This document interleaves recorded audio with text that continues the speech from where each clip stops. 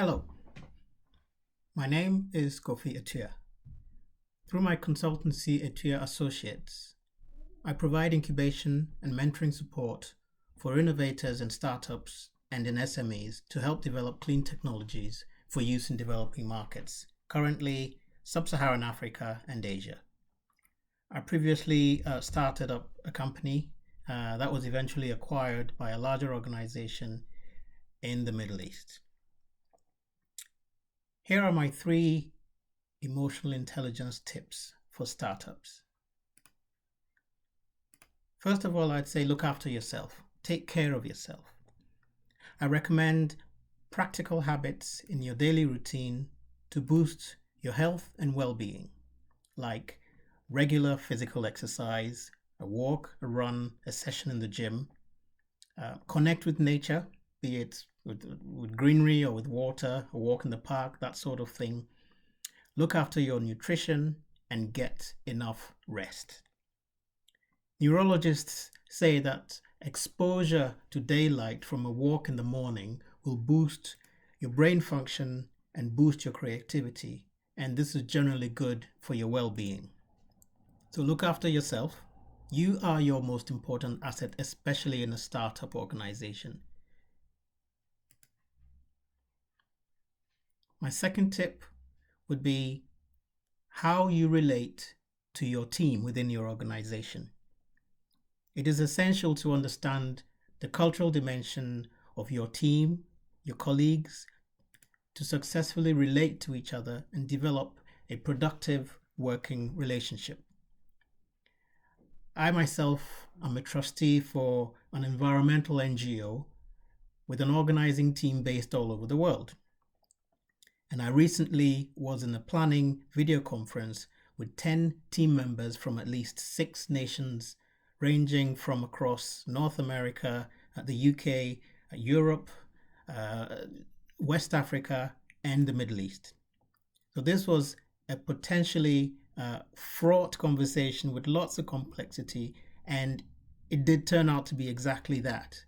It was helpful to appreciate and have the ability to navigate the different cultural dimensions, biases, fears, and underlying assumptions that people bring to a conversation, to a meeting, or to a project.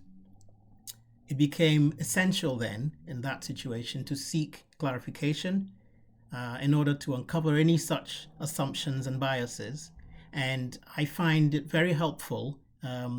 I use apps like Cultural Dimensions, which helps to characterize, in general terms, different regional norms, practices, and ways of doing business. So I would recommend that or things, apps like that to anybody. And that helps to develop that sort of self-awareness and emotional intelligence in situations like that. My third tip would be to develop that emotional intelligence about how your organization relates to the industry sector that you're operating in, suppliers, clients, customers, or partners. For example, as an organization, you might be entering into a sector or an industry that has a different culture to the one within your organizational values and cultures.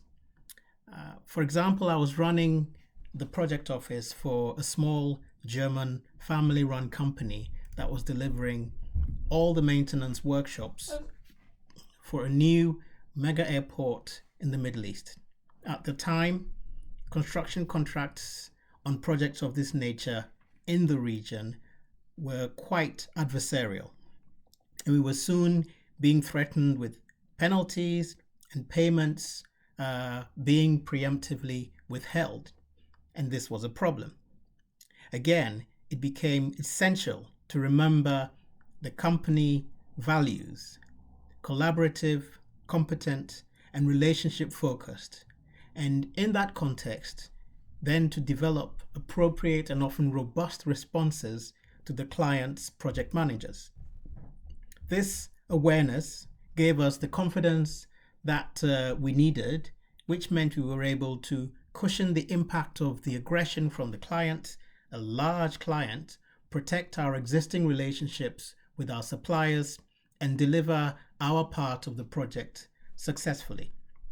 In what became very much a battle between David and Goliath, we weren't quite able to slay Goliath, but we still came out of the project intact despite the aggression of the client. And this is because we were able to understand our organizational values, the industry context in which we were entering into, and then developed that resilience against external pressures. So in summary, my top 3 tips for emotional intelligence are: look after yourself, relate to your team and colleagues in your organization, and relate between your organization and the wider industry sector that you may be stepping into.